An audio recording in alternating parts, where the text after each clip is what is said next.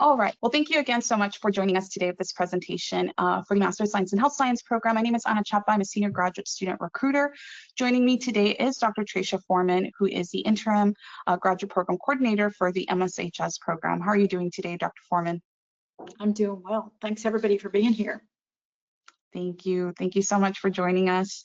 Now, today we are going to give you a little bit of an overview of UTRGV, who we are, why we may be a good fit for you as you pursue your graduate education. I'm going to then hand over the mic to Dr. Forman to give us more information on the Master of Science in Health Science program.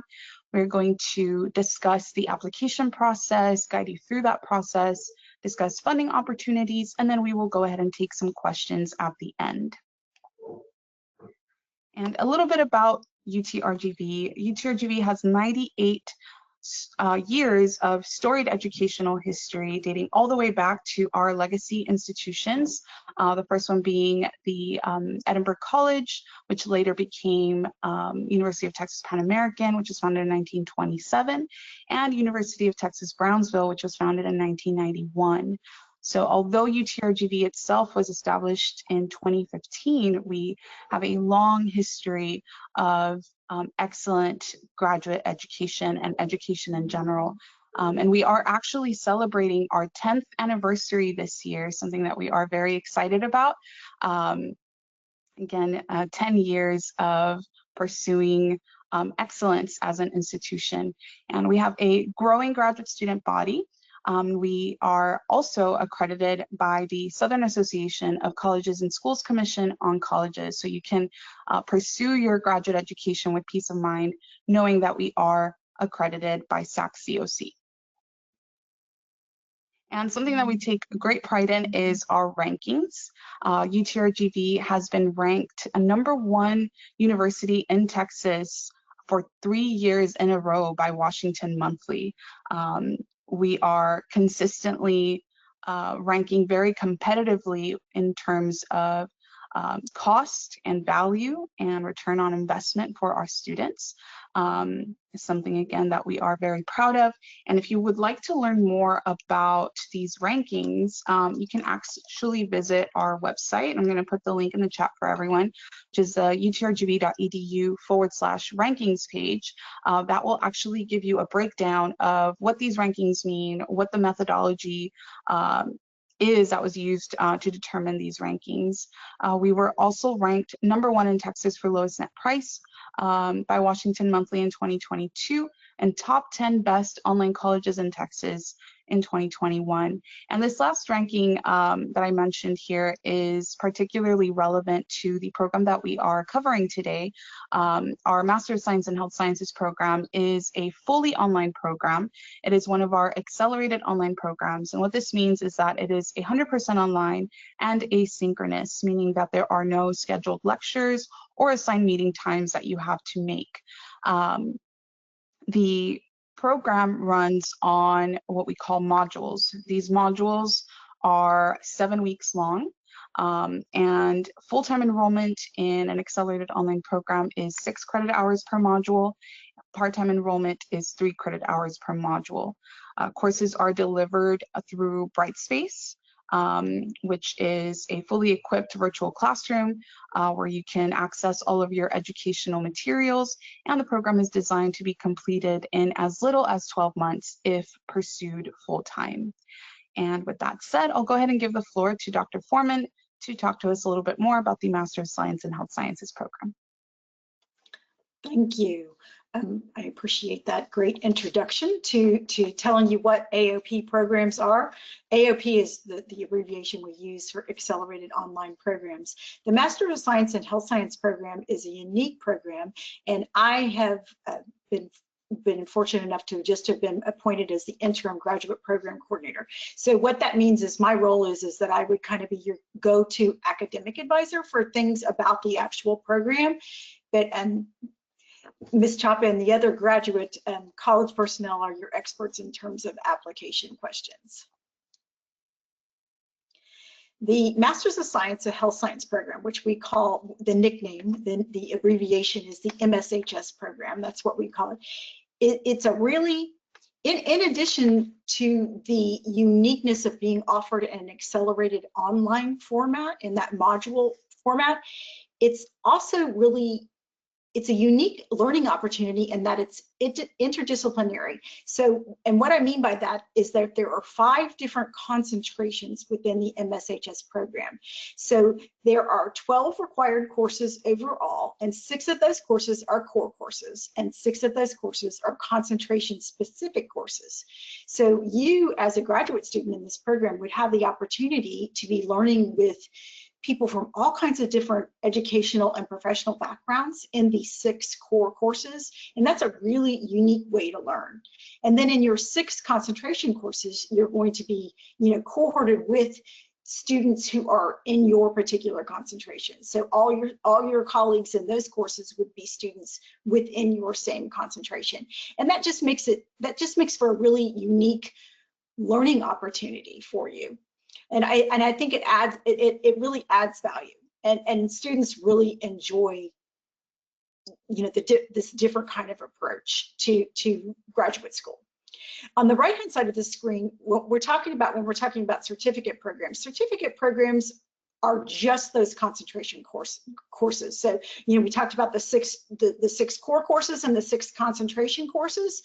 The certificate programs are that specific knowledge that's just within the specific concentration. And it's not uncommon for one of our students to finish the MSHS program, let's say in healthcare administration, and then they decide they want to go get a certificate in healthcare informatics. So they just take those 6 healthcare informatics courses. So that's what a certificate program is. So it's not a full master's degree. It's targeted education in the concentration area.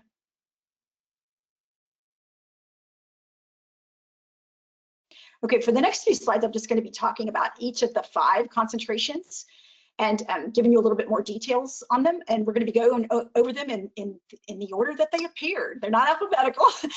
Healthcare administration was our very, very first concentration, and it's very popular. We have a lot of students enrolled in it, and students really enjoy it. It's really, I think that the thing that makes the healthcare administration concentration so interesting is that you take your 6 core courses with all of those students, like I mentioned, from all of the different concentrations, but your 6 concentration courses are taught to you by professors from the College of Business. So business and entrepreneurship at UTRGV. So that makes it really, it's a unique way to earn a master's, because you've got faculty from 2 different colleges teaching you. And there's a lot of networking opportunities with healthcare leaders in the area that are available to you through this program. The admission requirements for the healthcare administration concentration are bachelor's in a health-related field and or healthcare work experience. And then again, those 6 courses, those can be taken as a certificate course, and those are available through the College of Business. Okay, our next concentration is clinical laboratory science, and this is also known as medical laboratory science. And these are the professionals that work in the labs at hospitals and, doctors' offices, health systems. And this program, this MSHS Clinical Laboratory Science program, is designed for professionals already working in this field. It is not an entry-level program. You have to have a bachelor's degree in clinical laboratory science or medical laboratory science, and you have to have taken the American Society of Clinical Pathology. I always have to look up what ASCP stands for, Generalist Certification Exam. So so you have to have completed the bachelor's degree, and you've had to sit for that credentialing exam and have passed that exam. So those are admission requirements into this program. And it's geared to those professionals who really want to move up in the ranks, who are interested in laboratory management positions. And again, there is a graduate certificate available, those 6 concentration courses. Nutrition. Nutrition is also another popular MSHS concentration, and it is the first and only accelerated nutrition program that is offered completely online. And it's again designed for those already working in the field of nutrition, such as registered dietitians, coaches, exercise physiologists, nurses, anybody that's interested in learning more about nutrition who wants a master's degree in nutrition related field. The additional the admission requirements are 3 hours of anatomy and physiology with a C or higher. So that A&P course that you hear, it's an undergraduate course, anatomy and physiology. You have to have 3 hours with a C or higher. It's recommended that you actually have 6 hours of A&P, which would be anatomy and physiology 1 and anatomy, physiology and 2 with a C or higher to apply. And they want to see 3 hours of undergraduate nutrition coursework, which that's pretty common in most undergraduate degrees to have at least 1 nutrition course. And again, there is a graduate certificate available for the nutrition as well. Okay, healthcare informatics. Healthcare informatics is, it's a dynamic field where technology meets healthcare to improve patient outcomes and system efficiency. As a healthcare informaticist professional, you're going to work with electronic health records, sometimes called EHRs, data analysis, digital tools, and all this is being done to improve patient outcomes. It's really kind of a blend of technology and healthcare, and it's perfect for those who are passionate about those kind of those things. The admission requirements or electronic health records are strongly recommended, and there is a graduate certificate available. The healthcare informatics concentration has been recognized by the Healthcare Information Management Systems Society as an approved education provider.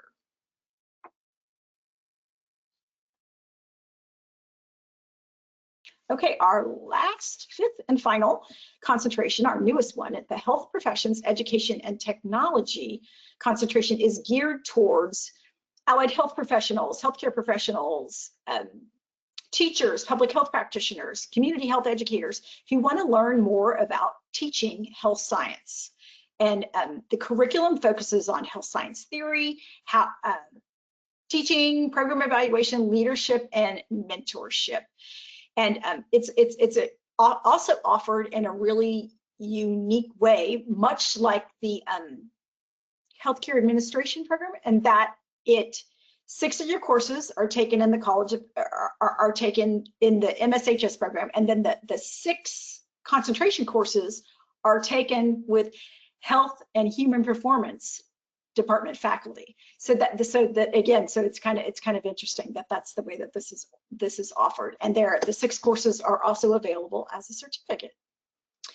I am happy to answer any questions you have at the end, but I'm going to turn it back over to Ms. Chapa to talk to you about how to apply. We're hoping you're interested. Yes, perfect. Thank you so much, Dr. Forman, for that overview, breakdown of the different concentrations in the Master of Science in Health Science program.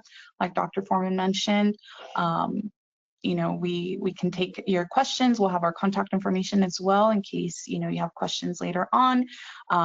So feel free to send those questions in at any point. But now to walk you through the application process. So our application process is fairly straightforward, and it's going to take place entirely online. It's only appropriate, right, that this is a fully online program, that our application process also take place entirely online. So you don't need to worry about bringing in any materials in person to an office or anything like that.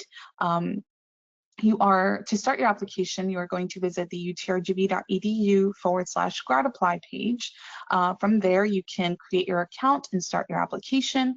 As Dr. Forman mentioned, each concentration is going to have slightly different or unique admissions requirements.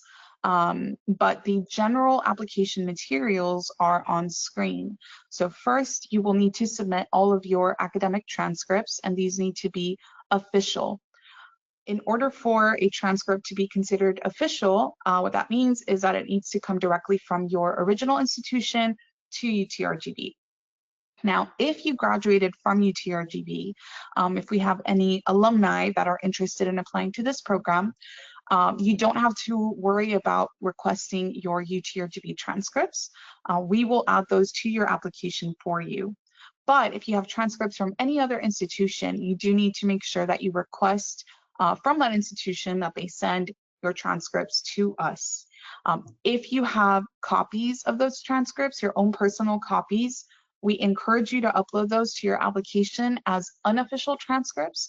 Even though they are unofficial, they can still be very helpful in expediting the review of your application while we wait for the official transcripts to arrive. All of our programs are going to require at least a 3.0 GPA. However, you do see a little star next to that requirement, and what that means is that sometimes if the GPA is slightly below a 3.0, but the application is otherwise strong and competitive, the program can offer what is called conditional admission. So I always like to mention this because you know, sometimes while you're completing your undergraduate career, maybe it took you a little while, maybe it took you a year or a couple semesters or a semester to adjust to, you know, undergraduate life, and you have a little bump in your GPA that maybe, you know, keeps you from being at that minimum 3.0 GPA. We wouldn't want you to count yourself out if you come with the right experience or your application is otherwise strong. So what this means is that your letters of recommendation and your letter of intent need to be strong to complement that. Your letters of recommendation can come from employers or professors, or they can be professional or academic recommendations. So anyone that can speak to your ability to succeed in a graduate level program. And lastly, the letter of intent is essentially a standard essay where you discuss your academic goals, your professional goals, your reasons for pursuing the graduate degree, and if there's anything that you think needs to be addressed in terms of, for example, your GPA, this would be a good place to take ownership of that and, you know, address what steps you have taken since then to make sure that you are in the best place possible in order to do well in a graduate program. And I don't know if there's anything else you would like to add about that, Dr. Forman? No, I actually really liked your description. I think it's a perfect place for you to explain, you know, particularly if your GPA does not meet the 3.0 standards, and each application is evaluated holistically. You know, we look at the whole application, the whole student.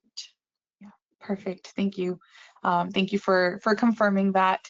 And then the last thing I will say about you know, the application process is to just make note of the terms that you see on screen. So as we mentioned, this program is an accelerated online program. The great thing about that is that it means that you have more opportunities throughout the year to jump into the program. But you do want to make sure that when you are starting your application that you are selecting the correct term. Our traditional programs are going to read, for example, fall 2025, spring 2026.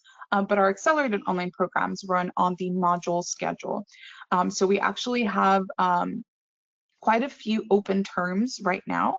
You currently can still submit an application for fall module 2. The application deadline is October 8th. So if you haven't started your application and you think you can get those letters of recommendation in time, you still have basically about 24 hours, a little less, to submit your application.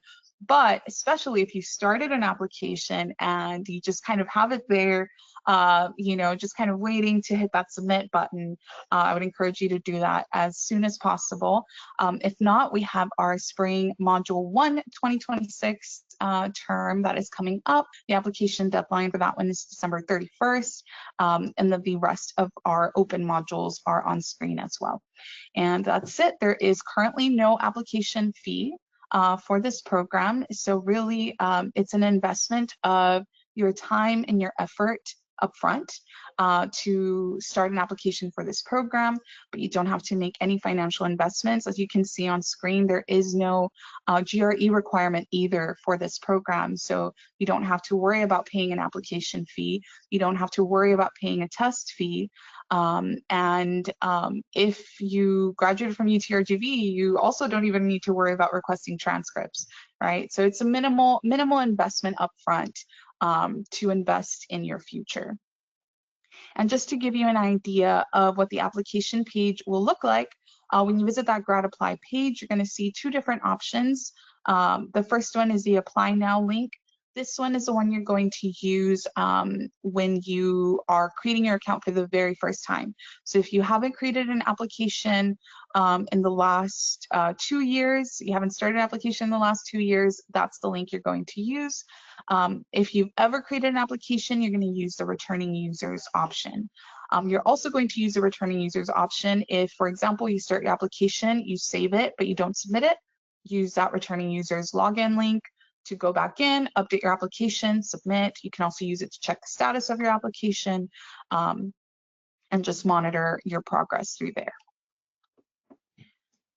Now, we mentioned upfront that UTRGV is consistently ranking very competitively in terms of cost, and our accelerated online programs are really evidence of that, or an example of that. For our accelerated online programs, the average estimated total program cost is $16,000. So that's for your entire master's degree. For a 3-credit hour course, you're looking at an estimate of $1,333.32. This is inclusive of all fees. There are no additional fees beyond this. And tuition for these accelerated online programs stays the same regardless of residency. So I know sometimes after graduating, students are caught in this place of, you know, I graduated from my undergrad and now there's a job opportunity, you know, out of state, but I also want to pursue, you know, grad school. This would allow you to do that without incurring additional fees, right? You can pursue it. If you need to travel for work, you can continue to pursue your graduate education and not be affected either by needing to be, you know, present for a Zoom lecture or by incurring additional out-of-state fees. And now that we've discussed costs, let's talk about funding. So as a UTRGV graduate student, you're going to have several different options for funding your graduate education. The first one is, of course, going to be through federal financial aid. If you are eligible for aid, you can submit the FAFSA application at studentaid.gov. There are certain eligibility requirements beyond just being eligible for federal aid. You need to also be clearly admitted into your program. So earlier we were discussing, you know, that even if you don't meet the minimum 3.0 GPA, but your application is otherwise strong and competitive, you can still apply for admission. The only thing to note or to make you aware of is that if you were admitted conditionally, during that first term that you are under conditional admission, you will not be eligible for financial aid. There are still options for you for funding your graduate education, and that's something that we can discuss, and my contact information will be on screen at the end of the presentation. So if you think that that might be your situation, please reach out so that I can clarify what your options are. You also need to be enrolled in at least 3 credit hours per module. So remember that the accelerated online programs don't work with the semesters, with the 16-week long semesters. They work with 7-week modules.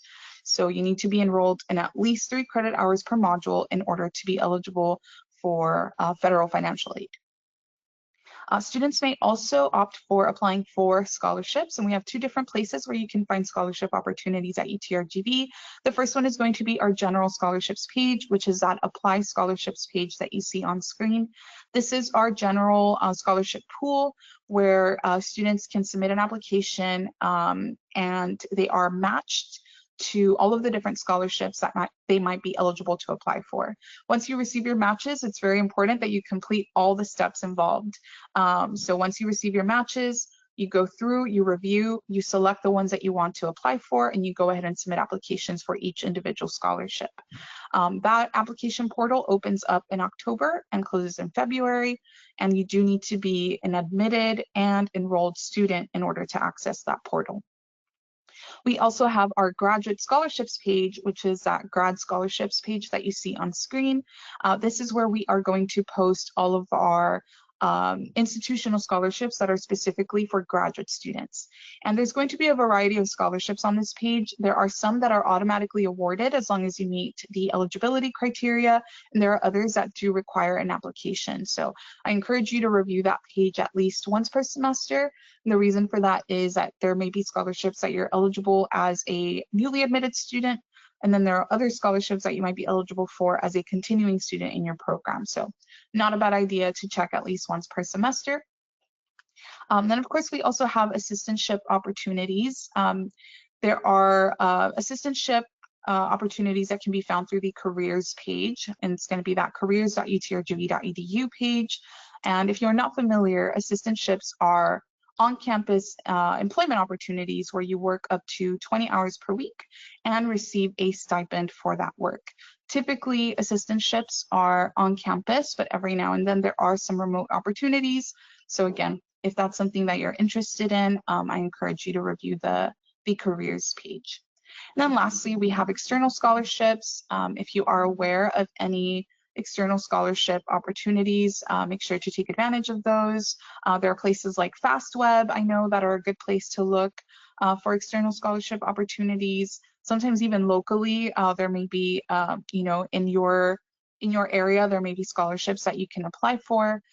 Veteran benefits, if you are eligible for veteran benefits, we can connect you with our Veteran Success Center and our financial aid office to make sure that all of your paperwork is in order to process your benefits in a timely fashion. And if your employer, especially because these programs are geared towards professionals, you want to make sure that if your employer offers any kind of tuition credit, tuition reimbursement, that you are contacting your benefits office to make sure that you take advantage of any assistance that you can get through that.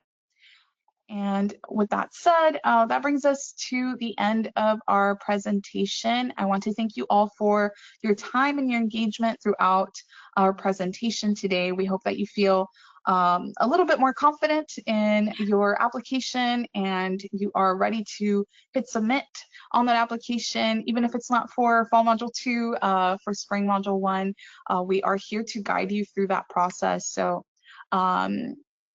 again, thank you, Dr. Forman, for you know, providing us with more insight into the different concentrations of the Master of Science in Health Science.